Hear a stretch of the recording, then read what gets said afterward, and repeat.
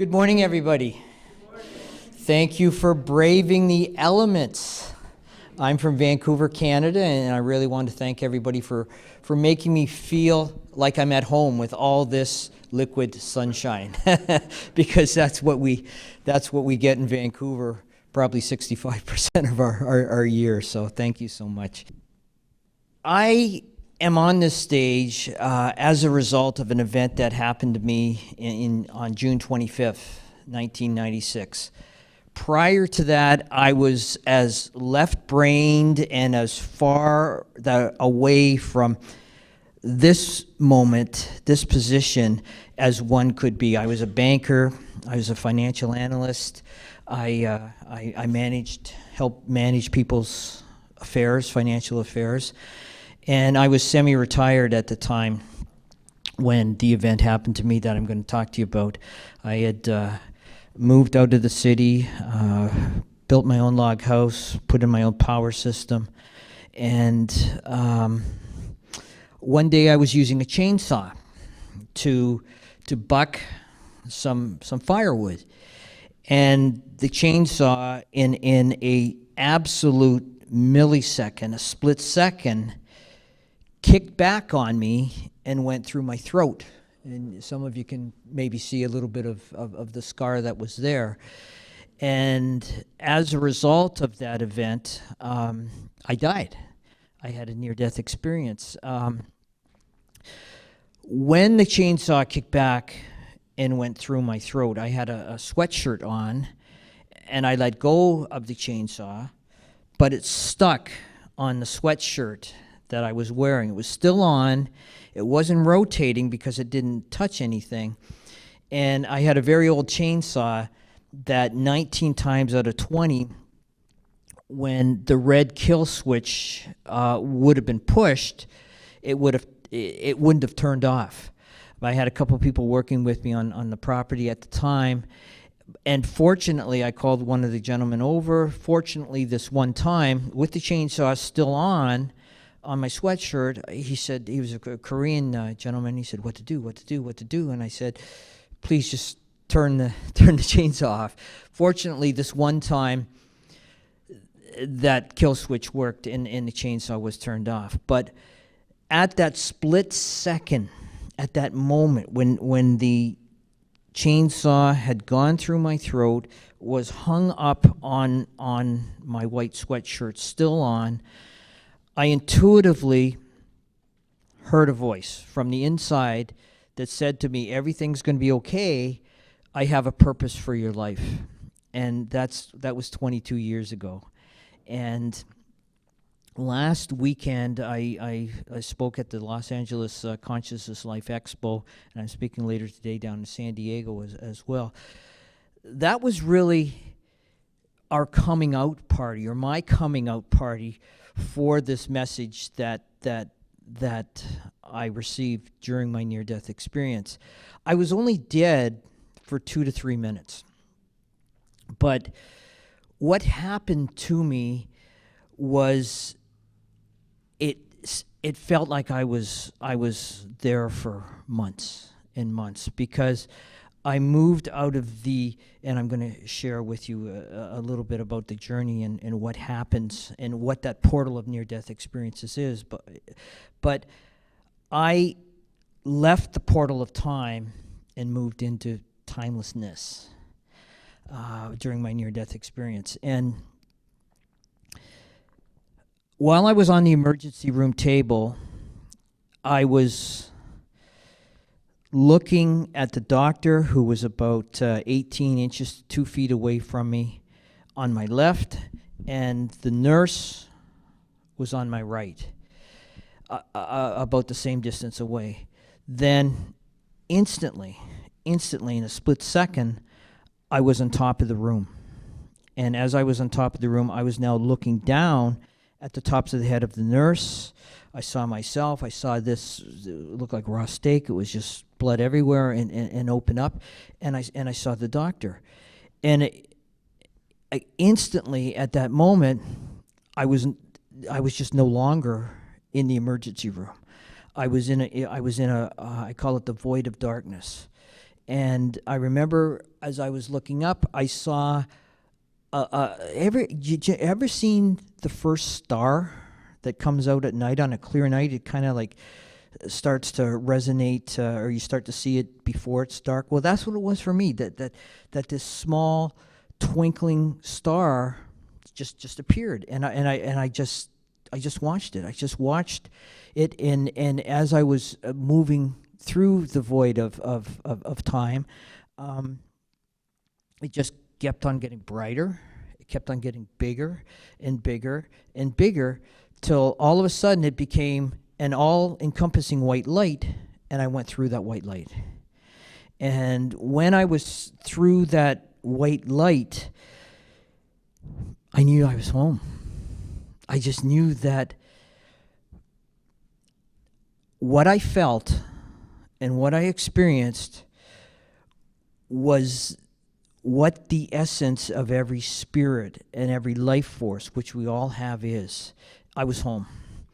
It was an absolute unconditional love that I felt. And where I landed was, I landed on top of a mountain. And in that mountain, it was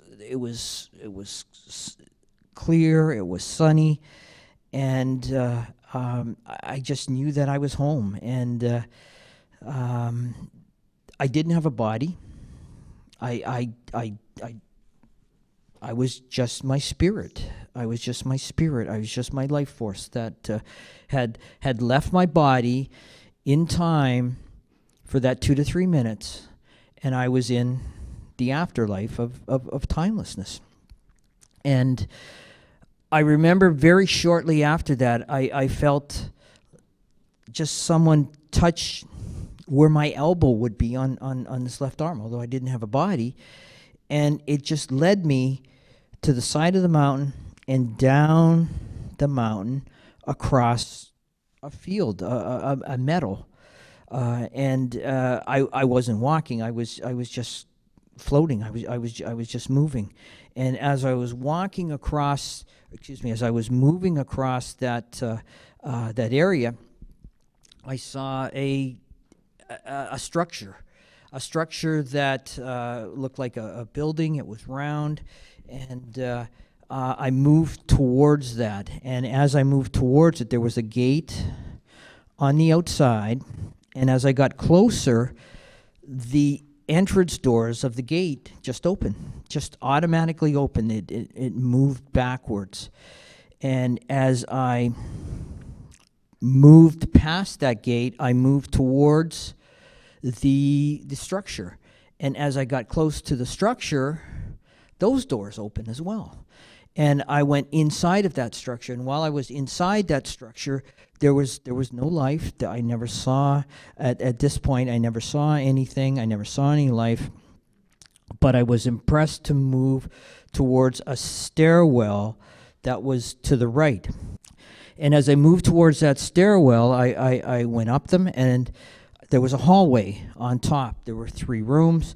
The first room was a room on the right. There was a room on the left, and there was another second room on the right. The first room on the right looked like an oval library, but it was a very unique library in that there was no books in the library. It was kind of like CD sleeves that were moving in and out. I saw them and heard them moving in and out, and I'll tell you what they were in a moment.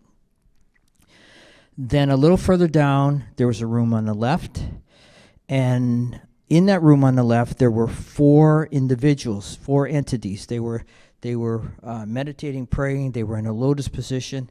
They had covers over their head.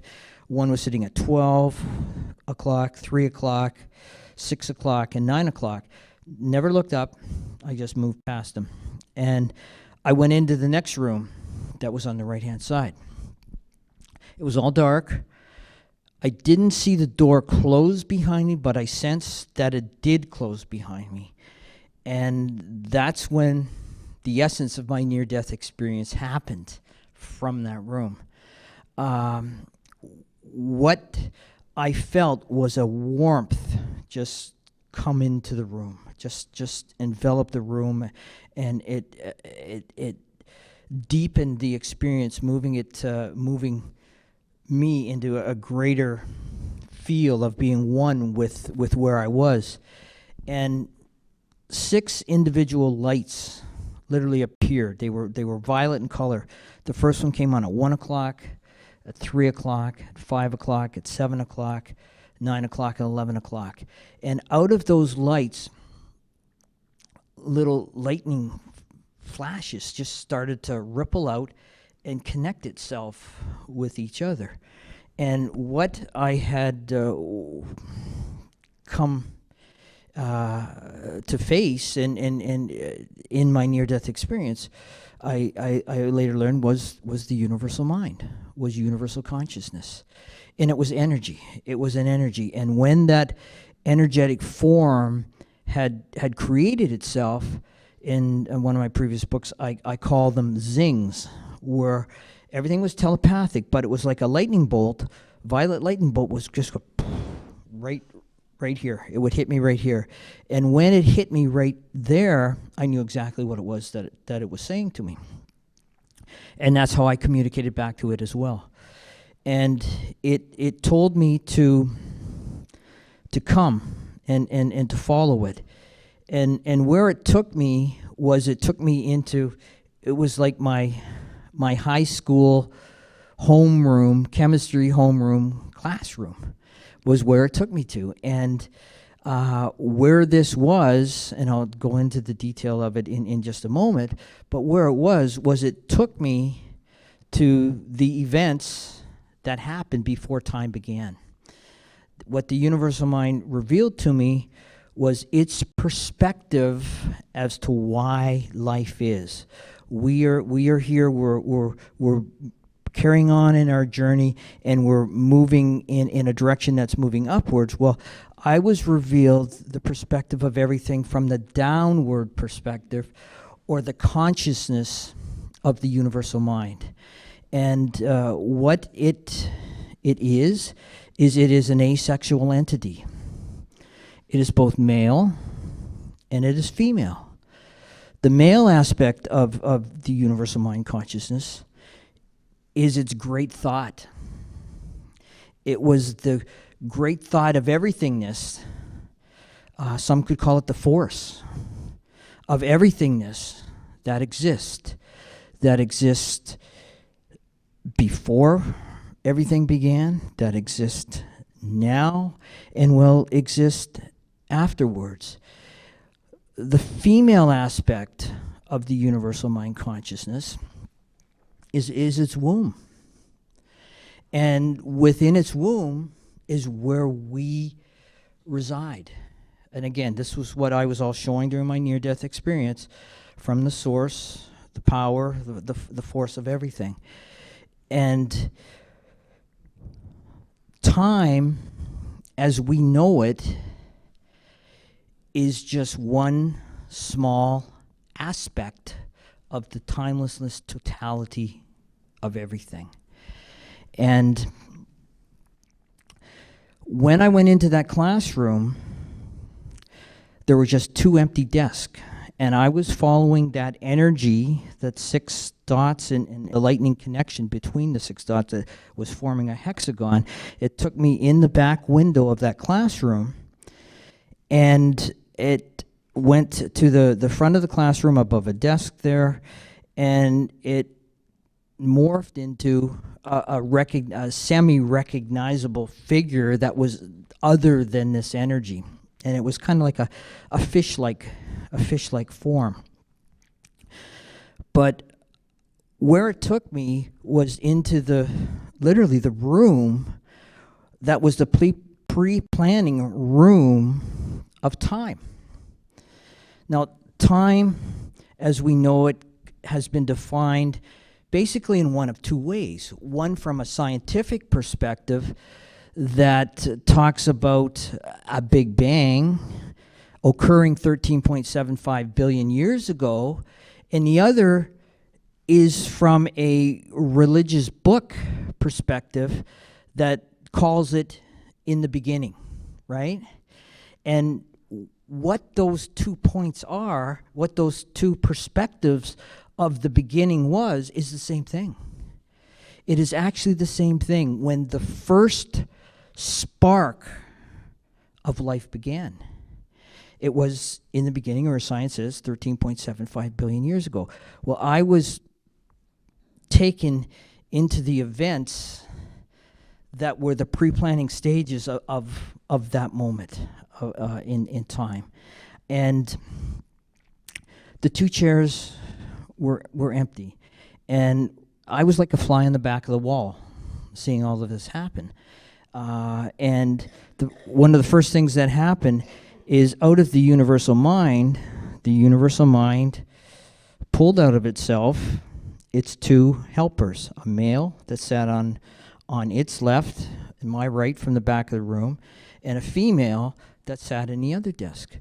And these were the universal mind's archangels that helped the universal mind with its conception and gestation of time.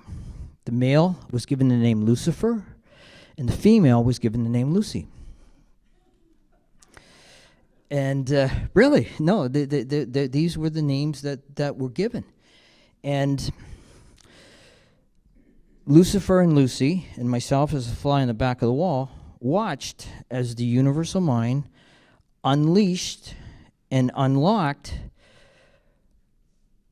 what time is, what the purpose of time is, what their roles in time is. And time began, if you are impressed from the religious books in the beginning or from a scientific perspective 13.75 billion years ago, time was the beginning or the conception point of the universal mind's fetus that grew within its womb. And exactly the same way as we humans are conceived, they gestate and they give birth. And that's basically what's happening in time. This universe, as we know it, is only one cell in the universal mind fetus body. Science refers to those other cells as parallel universes. Okay, those parallel universes are simply just other cells that have been conceived, have been gestating for 13.75 billion years and are about ready to give birth. That 13.75 year gestation was what Lucifer's role was during the moments of time. That Lucifer would be the one that gestated every cell within the universal mind fetus to the point where it's at now, where the universal mind fetus is about to give birth. And not only during my near-death experience was I in the pre-planning stages and seeing how Lucifer and Lucifer were prepared for this moment, but I was actually in the very first, saw the very first moments of the Big Bang and what they were actually doing in the first moments of time. And time is, if you could think of a clock, it started at that 12 o'clock point. And during that 12 o'clock point, what again science has called forward velocity occurred. And what forward velocity is the tick-tock, tick-tock, tick-tock of what we live by now, what our understanding of everything that we see is and of what time is.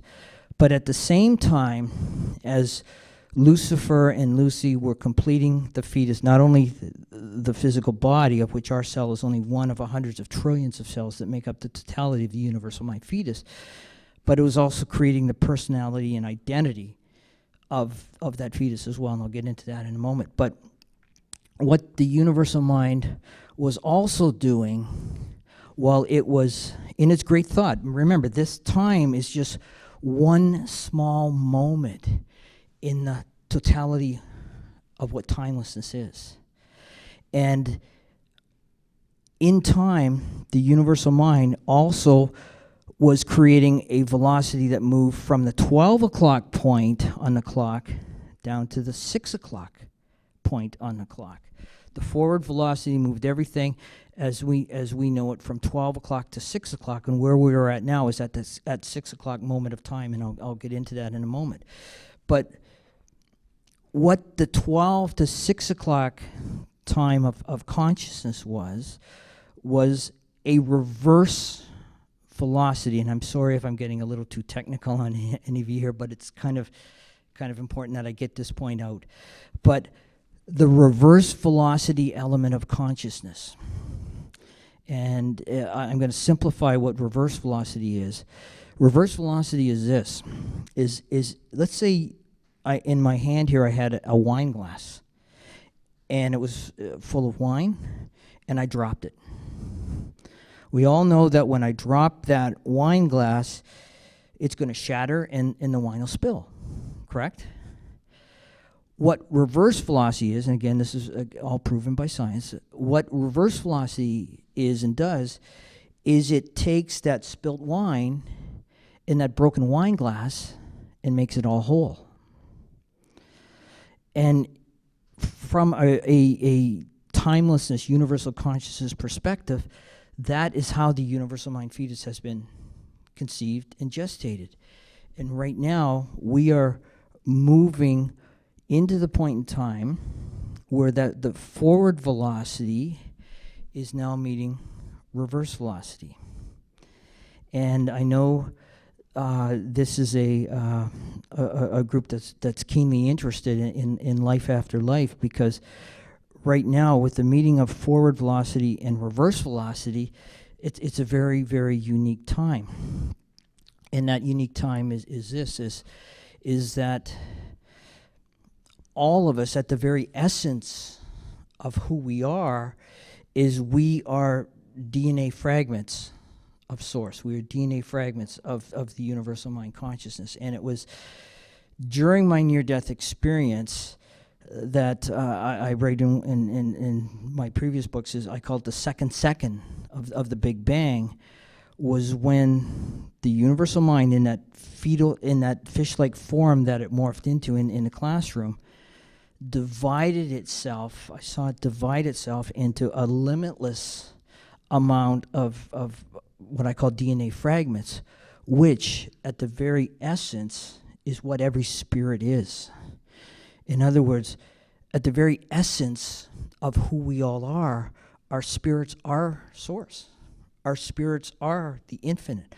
Our spirits, whatever name you want to call it, God or whatever, that's who we all are at the very essence. And this energy, this life force, has never died. It never will die. Okay, in other words, our spirits are fragments of source. We are source at that very essence. And every time a spirit moves from the afterlife, we are at a point now in time where forward velocity is meeting reverse velocity. And what I saw during my near-death experiences, during the second of the Big Bang, which I was as clear as I see you, this is what I was observing. I was observing that initial spark of energy that the universal mind, from its timelessness consciousness, its great thought of everything, moved into time, into its female aspect, into its womb. And what it did was it morphed. It just transfigured itself from its whole, that fish-like form, into billions of individual fragments that I call in my books DNA fragments of source. And those DNA fragments of source is exactly who we all are, at the very essence of who we are. At the very essence of who we all are, we are that spirit of source. We are all connected. We are all one. because we are all God. And science, again, I talk a lot about science, and excuse me if for doing that, but science has proven that energy, which is who we are at the very essence, never dies. Okay?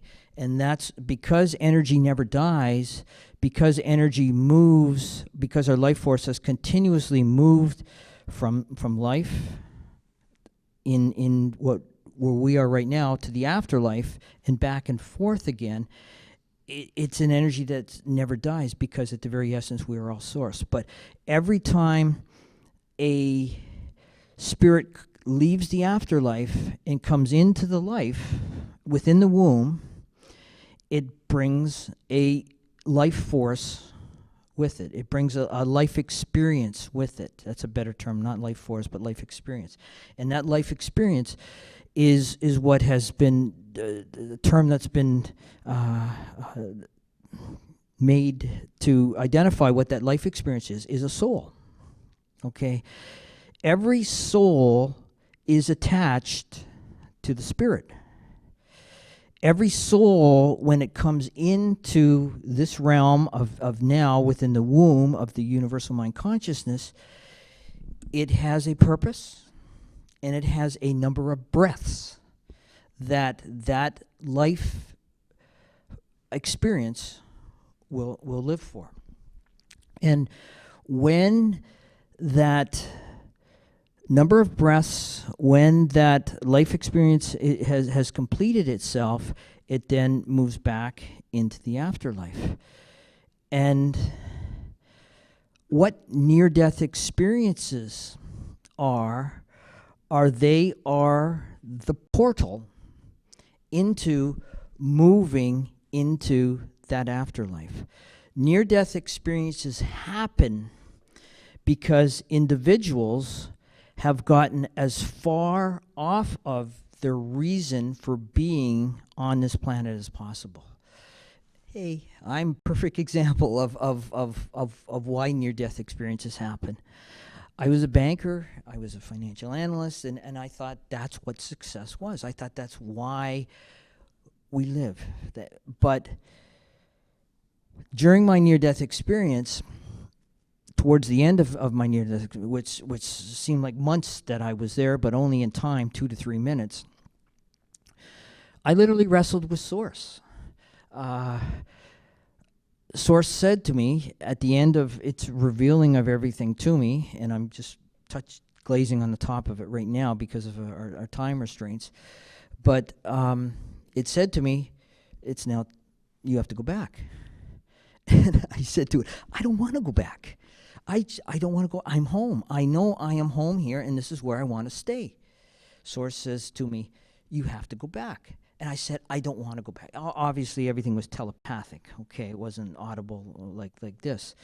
And then Source said to me, you must go back and tell all who I am. And who I am is all of us. And the moment in time that we are at now, where the forward velocities from 12 o'clock to 6 and the reverse velocities from 12 o'clock to 6 in the other direction, okay, going counterclockwise, are meeting, okay? And as they meet, we as individuals have the opportunity to make a choice as to what we want to do. And again, as I mentioned earlier on, last weekend in Los Angeles was our coming out party. This was the first time that this message had been revealed publicly, although it's been in a number of my books, and a number of people have contacted me regarding the work that we do. For the first time last week, we came out with this message, and you people are getting it 1 week after that time. I'm going to say things that are you may not have heard before, and that is this, is that we have the choice right now to either stay in the consciousness that we live in the beta frequency consciousness of mind consciousness, or move into the other consciousness that we have. And was anybody even aware that we have two consciousnesses? That we have, everyone is aware of our mind consciousness, right? But we also have a heart consciousness as well. And when we follow that heart consciousness, it never leads us wrong. It never leads us wrong. Our heart consciousness are elements such as inspiration. Our heart consciousness is elements such as intuition. Our heart consciousness is elements such as imagination. Our heart consciousness is elements such as hope. Our heart consciousness is elements such as love. Okay, love does not come from, my wife is with me today, and I did not know that my wife was going to be my wife because I read it in a textbook, okay? It comes from our heart consciousness, and as our heart consciousness communicates to us, and when we follow that communication, it never leads us wrong. And that's what we have the opportunity now to do, is to transfer our lead consciousness from our minds to our heart. And when I came back from my near-death experience, I was told that I'm coming back to tell all who I am. And who I am is all of us from a spirit perspective, because we are that energy. But who I am is also all of us from a soul perspective, from a body perspective, and from a consciousness perspective. We have the opportunity to choose to move into being universal consciousness in its totality. And what that means is that death is does not necessarily have to continue to happen. It also means that aging, when I'm talking about aging, I'm not talking about chronological aging, because tick-tock, forward velocity moves that, but I'm talking about biological aging. When I had my near-death experience in 1996, it was June 25th, 1996, I was 38 years old, but I was at least 15 years biologically older than that. I'm now 61, and my biological age is 30. So as the clock has moved on in time, the biological clock has slowed down. When I take people over to the other side and into the afterlife, they're always met by a gatekeeper. And 70% of the time, that gatekeeper has been an individual that they have known in their life. Could be a grandmother, could be a grandparent. I've had children. I've even had ex-spouses that have been introduced.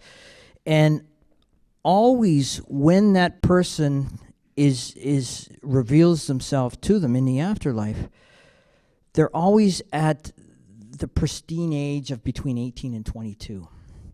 A lot of times people remember their grandmother that could have passed on when they were 3 or 4 years old, right, as being someone much older than 18 or 22. But 18 to 22 is the optimum age that our bodies biologically are meant to morph into and can morph into if we so allow it to happen. Another thing that happens is disease, pain. Doesn't have to be a part of anybody's life any longer. I had one gentleman a number of years ago, and one of my previous books, his son left in his home. And he was told to go home and get his affairs in order. He had 2 weeks to live. A gentleman who lives in San Francisco. So he was inspired to read one of my books and contacted me and told me of his circumstances And it's now over 6.5 years. He's still alive, and I spoke to him a couple months ago, and he said he was just so grateful because he got to see his grandchildren have an extra 6.5 years that they wouldn't have had. But in universal consciousness, there are no limitations, and there are no limitations simply because the forward velocity frequencies that through our mind consciousness and what are called beta frequencies that we think life is are about to meet the reverse velocity frequencies that resonate to us and communicate to us through our heart consciousness. And again, those reverse velocity frequencies are that shattered wine glass and that spilt wine, right? That are about to move us, if we so choose it, into the position where we are going to be made whole in the perfection of universal mind consciousness. Because in the great thought of timelessness, this has already happened. Nothing in life happens by chance. Everything that has ever happened in life has always been predestined to happen, including every single thought. Thoughts come from one of two places. They come from our mind consciousness or they come from our heart consciousness. And thoughts send off a frequency that moves into the universal mind supercomputer, or the great thought of everything. And what they do, if anybody knows computers, you input something and an output comes out. It's the same thing with the universal mind supercomputer, or the great thought. When our thoughts, our consciousness, resonates a frequency from either mind consciousness or heart consciousness, it spits out an action that is either mind consciousness or heart consciousness driven. And when we move from mind consciousness to heart consciousness, we will have delivered to us those predestined heart consciousness outputs that come to us as a result of the input our frequencies put in. Am I making sense? Is everybody with me, or well, you're not with me? You're not with me. Okay, Sammy. Okay. Well, that's good. It's all predestined.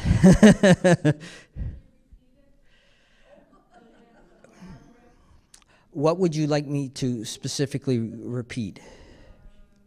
Time and timelessness? You want me to start there with the macro in this? The clock of time and forward velocity and reverse velocity.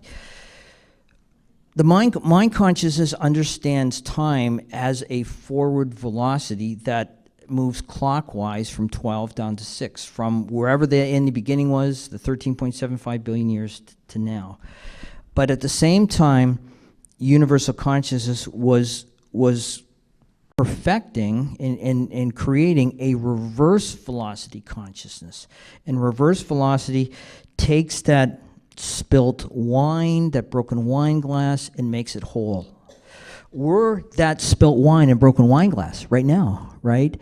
We have the opportunity to be made whole again, as what reverse velocity is.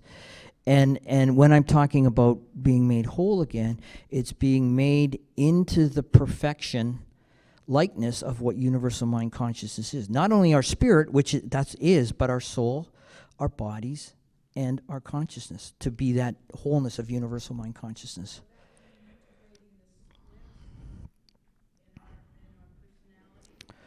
That would remain going in. That would mean going inside of yourself and listening to that communication that comes from within, because all of that truth lies within us all. All of that truth lies within us all. And we no longer have the option of needing to go through life as we know it, of aging, disease, and death, okay? That there are two types of souls on the planet at this particular time. There are non-final life experience souls, and there are final life experience souls. A non-final life experience souls would listen to what I'm saying and think it's absolute gobbledygook. Because when I'm speaking to you, I'm not speaking to your mind. I'm speaking to your spirit. I'm speaking in the language at a frequency perspective that our spirits know as what truth is.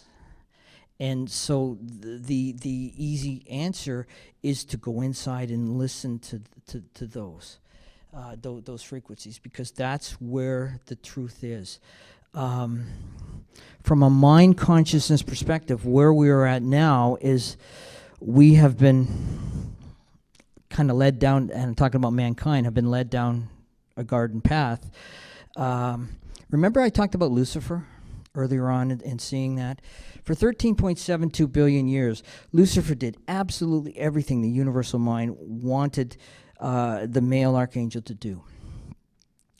Lucy's role actually didn't start until approximately 3.2 million years ago. So for the 13.72 billion years, while Lucifer was creating and gestating the universal mind fetus, of which our cell is only one of hundreds of trillions of cells, while it was moving it from that conception stage to the womb being ready to expand and give birth, that's what Lucifer did. Okay, he created the physical body, but Lucy's reason for being made, as I saw in that classroom, was to create the personality and identity of the soon-to-be birth universal mind fetus. Lucifer's role was to create the fetus, but Lucy's role was to create the personality and identity. And who we are as individuals, we are our body, but we are also a personality and identity. If we were all just a body, we just all be robots, like running into a wall, right? But we were also a personality and identity. That was Lucy's role. Lucy was given the spirits of the universal mind in the second of the Big Bang, and she held them for 13.72 billion years as Lucifer created the gestation of the planet. Spirits are meant to create the personality and identity of the soon-to-be birth universal mind fetus. And the universal mind, in its great thought, is nothing but unconditional love. Absolute unconditional love, who at the very essence is who we all are. Again, during my near-death experience, I actually saw the deception happen in the garden 6,000 years ago, where Lucifer literally deceived the first two consciousness human beings. That some know it as the story of Eden. And at that moment, what I saw happen was Lucifer added a chip into the left temples of the first two consciousness human beings. And that chip is what we know today as ego. Ego is an acronym that edges our greatness out by edging God out. Okay. Lucifer was not satisfied with being number two. Lucifer wanted to be number one. And that was the beginning of what I call his great extortion that happened, to attempt to become number one. And as he's done that, he is doing that through the ego chip, controlling us through the ego chip, and through his drug that we are all addicted to. Every single one of us in this room is addicted to that drug, and that drug is money that we need for survival. That is his game.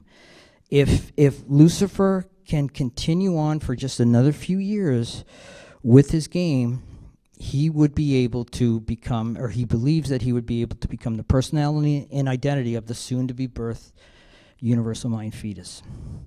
And that's the macro picture as to why everything is happening right now. Now, I know that this is a life after life form, and I want to address that a little bit. Near-death experiences happen to get us back on our purpose for life. All of us sitting here have a purpose and reason for being, okay? Near-death experiences happen to get us back on to that reason for being. Near-death experiences happen in one of three realms. Many near-death experiences, and I'll give you an example of one, happen where a person dies on an emergency room table. They go up to the top of the room, right, and they're able to look down and see everything that's happening to their life, as well as what's happening all around them. The second realm of where near-death experiences happen is what I call the void of time. And the void of time, for me, was when I left the emergency room and went into that void of darkness. And where my spirit traveled to was it went to the edges of this universe. And again, science has confirmed it would take 46 billion light years traveling at the speed of light to get there. That's where our spirits go. There are many near-death experiences that have happened where individuals have left the element of time and moved into that void of darkness. They're moved. Some of them have moved in a tunnel. Some of them are in a void of darkness, but they haven't reached the light, and they are encountered by some sort of angelic form that gives them a choice. Do you want to stay here, or do you want to go back? And those that have chosen to come back have come back. That's the second level of where near-death experiences happen. The third level of where near-death experiences happen is they go through the light. And I'm sure many of you have read, there's thousands of encounters out there of individuals who have had near-death experiences that have gone through the light. No two are ever the same. And the reason why no two are ever the same is because the experiences of near-deaths happen to a person so that it will impact them to change their life and do what it is that they're supposed to be doing. Now, my near-death experience took me one step further than that, and it took me into the classroom or the pre-planning stages of time. But near-death experiences happen to get us back on our purpose and reason for living. And I know there's only 5 minutes left, but all of us have a choice. All of us have a choice right now. You can do whatever you want, because in the great thought, the end has already happened. We can stay in mind consciousness. We can continue in this life of pain, of suffering, of limitations, where we age and ultimately physically die, or not. And the choice is really simple. It's your choice. Whatever you want to do, you can choose to go inside of yourself, be one with your heart consciousness, which is how the universal mind communicates with us. It's as simple as, instead of listening to the AM news station of mind consciousness, you're going to listen to your pre-programmed FM channel. And that's the shift that happens. And that channel is your element and everybody's element of unconditional love. Again, it's your choice, whatever you'd like to do. And I hope that has brought a little bit more clarity to you as to what it is and what's going on and what choices you have. Does anyone have any questions? Yes.